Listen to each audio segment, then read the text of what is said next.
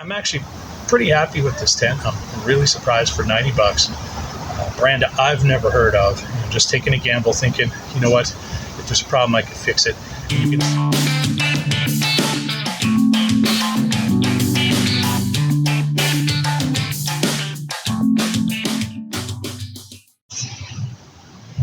Hi, I'm Jay. Welcome to my big backyard for some backyard bushcraft with a blind guy. There's a lot of bees in there. I think that's called alliteration. For some reason, I think that's witty. Today we're going to take a look at a pyramid tent, and I've always wanted one. This is the one-person model. There is a two-person model of this tent. The company is something I found on Amazon, although it could be on eBay as well, and maybe AliExpress. It is from a company that I don't know how to pronounce the name, but it's spelled Genmao or zero. I'm not sure if it's capital O or zero. It's either Genma0, zero, whatever. You get the idea. Genma0 or O. This is the one person. There is a two-person variant of this pyramid shelter. Why I wanted it was pack space. It's pretty slim. I'd say it's probably, if it were around somewhere around 6 or 7 inch diameter by about, guessing here, maybe 16, 18 inches, 3 pounds. I think it has everything you need. And the only thing that I did sort of to change the tent was I added some Flex Seal to the bottom and the outer shell. Reason being, I don't want to carry a footprint, and I figured the spray on a rubber would help ruggedize the tent. As well, when I did open it up, I noticed that there was a piece of seam tape about 4 inches long that was just kind of flopping around there. And so I will add into the video, or maybe at the end, what I did to fix that, because it wasn't a missing piece. It was like it was sealed, and then there's just a flap flopping there. So a little bit of kind of quality control. They're probably mass produced, but for the price. And you guys could be the judge, and so I'd love to hear from you. This is a $90 Canadian, so about 50, 60 bucks US, depending on conversion rate, for a 3-pound tent that could fit 2 people if you had a second bug net, because I got the one person, and I would say if you have a bug net already and you want this for 2 people, 1, it's going to be tight, and you can be the judge of that, but 2, if you're okay with that, don't buy the 2 version. I think the only difference is that you're going to get 2 bug nets instead of 1, and you're going to pay more money if you already have a bug net. Just use the one that comes with it. I think for the value, the bug net itself is probably worth 40, 50 bucks because it does have the bathroom floor on it. And I have another bug net that doesn't. It just tucks under your mat. So getting the cover and getting the bug net for 90 Canadian is about the cheapest I saw. This is supposed to be still nylon. They say it's 1,400 grams, so I think that's just over 3 pounds. When I added in the Flex Seal, it's probably at 3.5 pounds. So let's take a look. I'm going to change the camera angle, and I'm going to cut back and forth between my close-up set, which has a better mic anyway, and the distance shot, and see if that makes a better video for everyone so you can get a better look at what I'm showing off here. Just going to go to the close-up glasses here for a shot of what's in the bag. Now it's a little bit rearranged because I've already had this out once on one trip just to give it a test run and setup, and also because I did spray it with the Flex Seal, and I did it on the outer and the inner. So this is going to be your outer. I think they pack down okay. The color is going to blend in the backyard or in the bush, which is helpful. Now make sure that the sewn in seam right here, the rough area, is on the inside. And the first time I pitched this, I had no idea what I was doing, and I pitched it the other way. So what I would do, so this is what sort of had everything wrapped up in it, and it did come with a strap just made of this material, tying it all together. And we'll go to a distance shot in a sec. I would spread this out, or at least keep it somewhere handy. It's not super windy today, so I'm just going to leave that on the ground there, and we'll come back to that. I'm going to set the bug net up first. Now in the winter, I do want to try this, and there is no snow skirt, but I really don't think you need them most of the time. I think if you can pile up some snow around the edges, this is really just keeping the weather off you. And being on the ground, I'm going to have the proper mats for that. I actually am more of a hammock person, but sometimes you just need something on the ground. And you've got your stakes, and there's some guy lines, and these are not high-end stakes or guidelines or guy lines. You know, it's just got some cheap cordage. It's going to do the job. You either want to switch that out maybe to 550. I don't even know if that's reflective. I hadn't noticed at the nighttime, but I like to make sure I have something reflective because I'll trip on it. I think that's not just a blind guy issue. I think everyone could have that issue. Although if you want to be stealth about it, go ahead and get some camo paracord. So we got like 15 stakes, 2 guy lines, little sack for that. I had to bring some trekking poles. This is not part of the package. In the picture it shows trekking poles, so that can always be misleading. But look at, when you're buying something, the list of what it includes. So I'm just going to use these carbon fiber poles, and these are the kind of locking type. And so we'll deal with what height it needs to be after. But you're going to want at least 1 pole type. I think you use a bamboo pole if you had one in your garden, or even just out in the bush, some kind of a stick. You could also, I think there's a hook on it, and we'll check that out, suspend from some cordage in a tree. So what else did we get? Of course, we got the sack. I'm just going to put this under here so it doesn't blow away. There's just a slight breeze. And then we've got this. So let's lay this out. And it's got 2 doorways, so that's kind of handy. And that's going to be important with the tent, because the tent also has 2 doorways, so that you can set your mesh net up on one side and then come in from the other side. So if it's raining, you've got an overhang so the water doesn't go into your mesh. Or if you're putting 2 people in, each of you has your own separate entryway. So I'm going to switch to the other camera so we get a wider shot. And I think that's going to do. I just had to readjust the shot. Hopefully everyone can see everything. And we'll see if we can make use of the close-up camera. Although I still need to do some work with that. So one thing of note, I think I mentioned it earlier, but just in case, you got to make sure this is flipped the right way. So I now twice have pitched this for making this video inside out. So I'm going to be careful how I roll it up. But the keys are going to be, so the top of this, is that the storm flap should be on top of the zipper when it's not upside down. I would say that the fly is still going to work, but getting in and out without getting water dripping in might change, because the flap is not covering the zipper. So what I'm doing now is I'm just overlapping, overlapping the shelter itself. The other thing I'm going to need to do after is go and grab a trekking pole, as I had it and I put it down and I reframed the shot. But what I want to do is make sure, so I'm going to come to the front. I want to make sure that the corner here is sticking out over the corner there. That way I have the outside sill nylon surface covering the bug net, therefore no leaking. And instead of going across the diagonal in this case, just so that everything fits the shape right, I'm going to put some tension just on this side, so I make sure that I've got it lined up the way I want it, angled how I want it. Pop that in there. Not putting these stakes in all the way. Normally I would push them down pretty far, otherwise I'm tripping on them if I get too close to my structure, because of little ends sticking out, which could still happen here. So I want to make sure I'm just overhanging a couple of inches. Not have to be a lot because it's so close to the ground from that corner, and of course this end, and you can always get in and adjust that. And I'm not going to stake out all the ends yet until I throw in a trekking pole. So throwing in so far 8 stakes. Okay. Now what height do you need it at? Well, I'm not sure. I think around 135 centimeters, but I'll just extend the bottom piece. So I'm going to pull that out a bit, and they're marked. Usually you don't want to go past that. If you're looking at these, haven't used them, don't go past that area. You really do want to lock that down around there, and this part we can extend. So I'm just going to have that open so that it's ready to slide. And from here, just want to open the Velcro, and that's our glue, the outside surface. Stop that from blowing around the wind. It's sticky, so like good Velcro.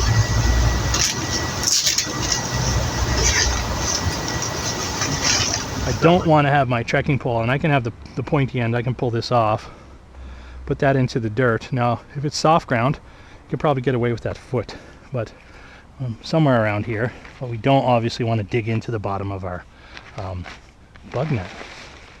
So inside here, just go underneath, pop that up, and I thought I'd remembered a loop. And so there is a loop to tie out with a rope. I just don't have anywhere to do that. That's easy to reach at right now. So pop this up, and even if you found yourself on an angle because you didn't center your bug net, you could either fix that or put your pole on an angle, get it nice and taut, lock it down, and we're not quite Bob's your uncle.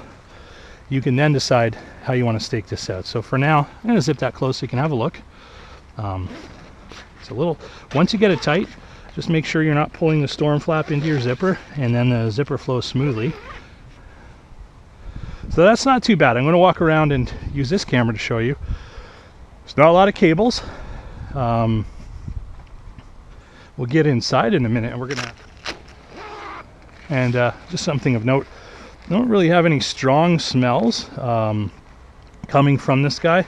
I did put on some permethrin spray when I did my flex sealing of the outside, just to reduce bugs, so that I have a bit of a permethrin smell. I think that's what that is, but that's it. So it wasn't like a horrible tense smell. So I can tie that up. We can tie up the other end. I'm going to come around the back because there's one important part I forgot to do, and because the pole is right there, that's where I'm going to want to do it from. So I'll open her up again just so I can reach in. I'm not actually going to enter this way normally. Stick a foot in so I can get closer. I need to grab, I'll stick my head in here so you can see the bug net top right here and hook that on. I'm a pretty big guy. I'm 6'2", 265 pounds.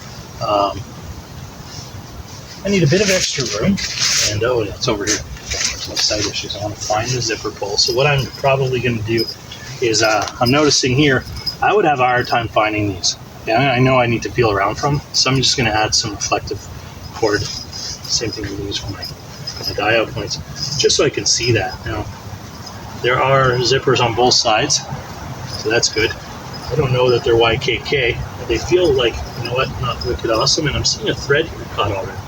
So I'm going to check that out. I'll probably burn that off. I want to see what that's from. Right now I'm going to break it and then burn the end. So there's my first thread, and it's just, now it's about 4 times. I'm overslept it. So, open up the door, and if you want it, that would be with that, and there may be ties for that. I'm feeling around. There are, so that's nice. There's some toggles here. We could use that toggle right there to throw a string on that toggle, keep that open if we want it. I'm just going to toggle it like that, and then to have it all kind of stuck together. A bit of a stretch, so we'd want some bungee for that. Okay, getting in. Pardon the backside, everyone.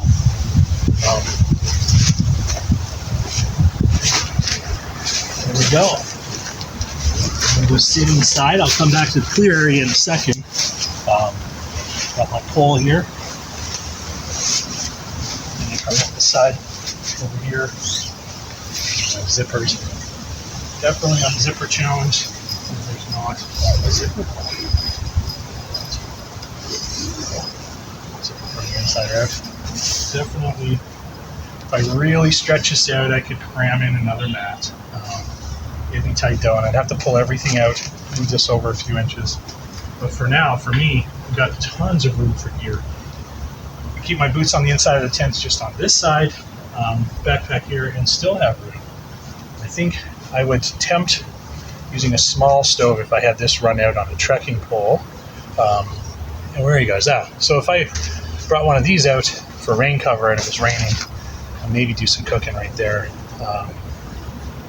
There's kind of a door sway here, so sit up so you can see this. Again, I'm 6'2", so I'm going to lie down. Got lots of room for my mat. I got a lot of room up at the top here. I'm not sure if you can see that when I'm flipping this upside down. But, I could actually pull a bag in here sideways. I think which bag I brought if I wanted it, but I'm not sure why you would. Pretty warm in here in the summer. I'm going to sit back up and talk to you. So my first time playing around with a couple of cameras. Hopefully that works better for you and I can edit up some good stuff. It's really getting warm in here. So I would prop up the ends there with a stick if the wind was coming that way, or even open that other door in the middle of a summer day. In the winter, I'm hoping that means this will keep some of the warmth. We do want some of that air to vent from up here, where that Velcro thingy is. I'm not sure if you can see the hook attachment to my glasses here up on top there. But even sitting up, again, 6'2", 265 pounds, and I think for a single person, this is great. Could really cram 2 people in here. And in fact, if you ran the bipod on the outside of this, you wouldn't even have to deal with the center pole. But depending which way you're getting in and out, it's a non-issue. I think even if I had to come in the other way, it would be fine. So I'm actually pretty happy with this tent. I'm really surprised for 90 bucks. Brand I've never heard of. Just taking a gamble, thinking, you know what, if there's a problem, I could fix it. And you're going to see a video on that at the end of this, where one of the pieces of seam seal on the edge here, along the threading, there was actually an extra piece of tape, and I ironed that. That was no big deal. Throwing on a few pieces of bungee and getting some better guy line, and a can of Flex Seal to really rubberize the bottom here, so I don't need that ground sheet to reduce weight, and really make sure this is waterproof. I think that was worth it. So that put me maybe 110 bucks Canadian, so around 65 bucks American, and you're going to get around a 1500 grams once I've modified it. So maybe 3.5 pounds shelter. Use whatever pole you want, or rig it from the top up here, up there with a rope. So let me know what you think. I'm looking forward to using this again. One night sleep in it was fine. I had all the room I needed. So this is going to do the job for me if I just need somewhere on the ground and I don't want to pitch a tarp, throw my hammock on the ground and all that business, which basically boils down to the same thing, but this is designed for being on the ground, and it's pretty lightweight. All right, so down in the basement, as mentioned, this is really the only issue I found with this. And it's not that it's not continuous. The seam tape goes all the way up. But there's an extra big whack of it here, all rolled up. So I'm going to snip it, put some wax paper on it, and iron it and see if that does the job. So I have no idea. I've never done that before. So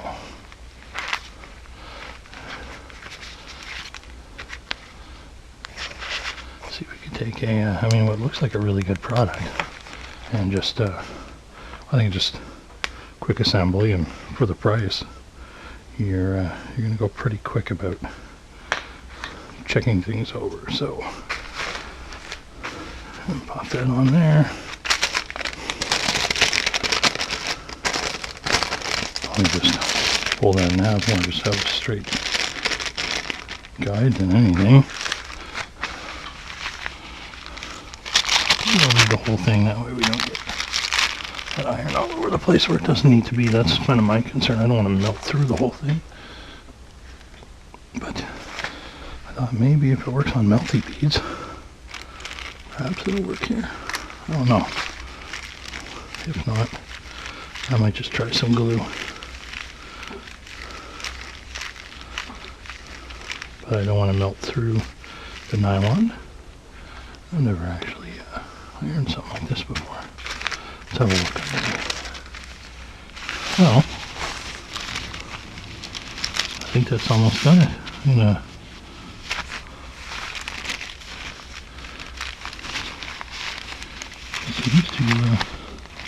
give it another go. I wasn't sure. I was a little nervous. It would be kind of hard to return it if I ironed a hole through it.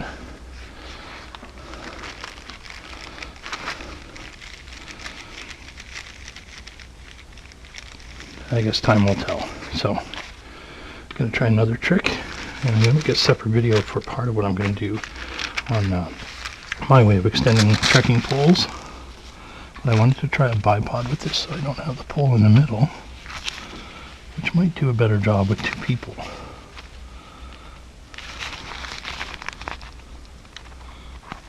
Well, looking all right. I'll have to try checking that back on the big screen to see if I notice something I'm not seeing in person here.